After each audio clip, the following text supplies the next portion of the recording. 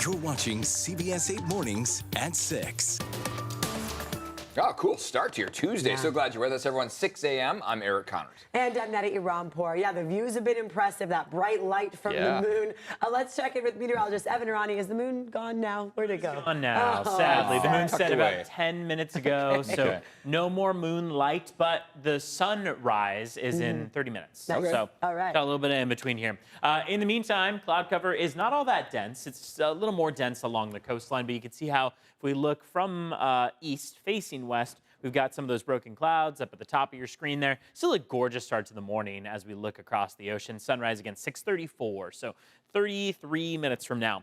Sunset's not coming until 6:51. Remember, we are sadly losing a little bit of day length each day, so those days are getting a bit shorter. Today's forecast shows 70s along the coast and inland, 60s for the mountains, and 80s for the deserts. These temperatures are, in some cases, only a few degrees cooler than normal. Along the coast, for example, about 4 or 5 degrees cooler than normal, whereas as you move east, those temperatures are closer to about 10, 15 degrees cooler than normal. So it is going to be, all in all, a much more fall-like day out there. Coming up, we'll talk more about these temperatures that we're starting off the morning with, because it's cold out there. But better grab the jacket, I'd say, as you head out for the morning commute, be able to peel it off by the afternoon. But coming up, we'll talk more about what to expect into the remainder of the week. Back to you.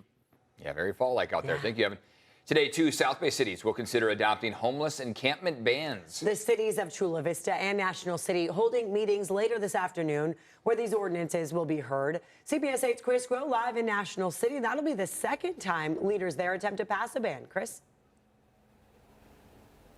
Yeah, previously and earlier this year, they attempted to pass this ban, but it was voted down. Now, since they have brought this back up again. In fact, earlier this month, it passed through the first phase and will be voted on yet again today for potential adoption. So this is something where National City, in less than a year now, making a full 180, it appears here, on this encampment ban. Now, as for what this will do, this is something that we've seen similarly pop up in other cities and having been passed. Of course, San Diego, the biggest one. But what this would do is that if the camping is happening on public property from 5:30 to 9 p.m. when shelter beds are available, that being 5:30 a.m., then they would be banned. Now that camping is happening near school transit stations or waterways, it will always be banned regardless of shelter bed availability. Now, National City, when you take a look at their homeless population, it did see an increase between the years 2023 and this year. So from about 159 to 174 people, that's 9.4%. But the other city that we're talking about today is Chula Vista. They had a much larger problem. According to that same survey, that same point in time count, Chula Vista saw a increase of 58.2%. So from 318 individuals to 503. They will also be considering a similar encampment ban in their city later today. Now, the reason why you're seeing more cities taking up these bans is because the U.S. Supreme Court recently ruled in the Grants Pass case and authorized governments to enforce anti-camping laws even if no alternate housing is available. That is something that happened in the summer. In June, we saw a cascade of movement afterwards, including Governor Gavin Newsom issuing that executive order about cleaning up encampment bans. And then we saw him, of course, in L.A.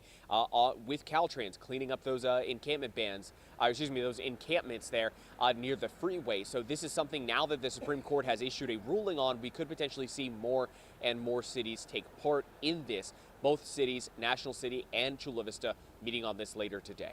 Eric and Neda.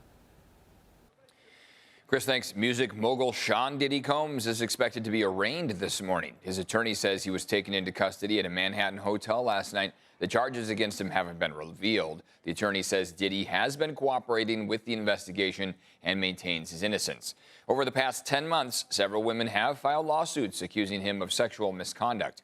Federal agents raided Diddy's homes in Los Angeles and Miami Beach back in March amid a sex trafficking investigation. New York investigators say they will unseal the indictment sometime today. This morning, we are hearing from former President Donald Trump after what the FBI is calling a second assassination attempt over the weekend. The suspect is now under arrest and is facing up to 20 years in prison on federal gun charges. CBS's Jared Hill with the latest on this investigation. Keep walking! Police body cam footage shows the arrest of Ryan Wesley Routh, the man accused of trying to assassinate former President Donald Trump at his golf club in West Palm Beach over the weekend. All of a sudden, we heard shots being fired in the air. Last night on X, the former president described the moment when, according to charging documents, a U.S. Secret Service agent saw what looked like a rifle poking from the tree line, then fired shots in that direction. We got into the carts and we moved along pretty good. The 58-year-old fled unharmed and was later taken into custody about 50 miles away. Ralph, a North Carolina native with a criminal record, appeared in court Monday on 2 federal gun charges. Investigators say they found a high-caliber rifle with its serial number scratched out, a digital camera, and some food. He did not fire or get off any shots at our agent. Acting Secret Service Director Ronald Rowe says his agency has beefed up Trump's protection following the July assassination attempt in Butler, Pennsylvania. President Biden says the agency needs more help. He condemned political violence Monday before speaking with Trump by phone. Jared Hill, CBS News. Former President Donald Trump described his call with President Biden as very nice. Trump is back on the campaign trail today with a town hall in Michigan. Well, today is National Voter Registration Day, a day dedicated to getting Americans to register to vote in time for the election this November. According to the 2020 U.S. Census data, as much as 25% of eligible voters are not registered to vote.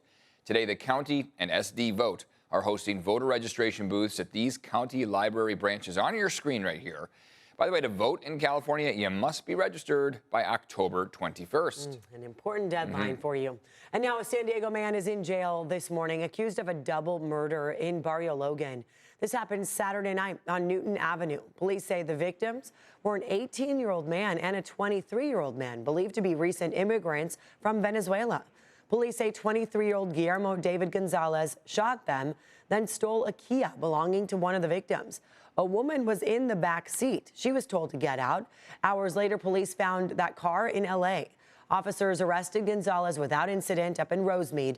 He faces multiple charges, including 2 counts of murder, carjacking, and robbery. Another update this morning, the 4 men charged in a burglary and extortion in Barrio Logan made their first court appearance yesterday. Jesus Cuevas, John Monreal, Christian Medueno, and Angel Rodriguez each entered not guilty pleas to charges stemming from an 18-month investigation. Rodriguez is accused of attacking skaters with a hammer in Chicano Park. The other defendants are accused of burglary and trying to force businesses along Logan Avenue to pay for so-called security. These owners would refuse to do so or not agree to the program. Their owners would find that their businesses would be burglarized and vandalized continuously, time and time again. And now bail for Cuevas and Rodriguez has been set at $500,000 each. Medueno is being held on $25,000. Monreal, whose public defender says is a manager for the ACLU, was granted supervised release. New this morning, the county says they have detected bird flu in wastewater tests. The tests were done on September 1st. This does not necessarily mean someone or any cattle is infected. The county says the virus may have been introduced into wastewater by discarding of contaminated animal products. Infected wild bird droppings entering the sewage system, human infection, or animal infection. Our county is the 5th location in California to find bird flu in the environment. It is 6:09 right now, waiting for that sun to come up. It's nice to see the clouds are doing cool things. I like that we have, now that we have to wait until 6:30 for the sunrise. Yeah. In the middle of summer, it was closer to 5 a.m. Right, So now right, that we right. have to wait, I like that we had the moon Right. as our, 4 a.m., 5 a.m. Yes. thing to look at. Right. And then now we're able to switch the camera. So this is what we have out there. Cloud cover is not all that dense. We can thank the lack of clouds for being able to see anything out there. We know we have an eclipse tonight that is going to likely be impacted by some amount of cloud cover, but not all that much. Again, what we've seen since yesterday is that yesterday was that morning of very dense clouds out there. This morning, clouds are still with us, but not as dense, and that's likely to follow for many mornings to come, but at times could be a little bit more dense in some areas. Current temperatures out the door in the 50s, 53 degrees right now in Escondido, 49 in Ramona. Temperatures over the mountaintops are near 30s. Mount Laguna, just 1 degree away from the 30s. and that means that we could easily make it there in the next hour or so before we have that sun really making its full effect on us. Close to the coastline, you've got primarily upper 50s to start off the morning, so the jacket's going to come in handy, and that is that gorgeous view out there as we face east now. Sunset, top right corner, they're not coming until 6:51. Let's talk about your satellite radar imagery. We haven't seen radar detect anything, which means that the mist, the drizzle, the light rain not taking place this morning. We, yesterday morning, picked up on about 1/100th of an inch in a couple select spots.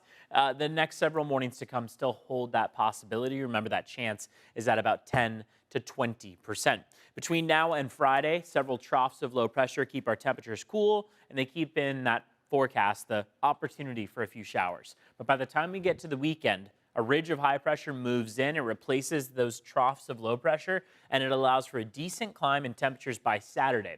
Now, this is only the next 5 days. If we were to show you the next 10 days, we'd still see a gradual climb in temperatures through about Monday, Tuesday timeframe.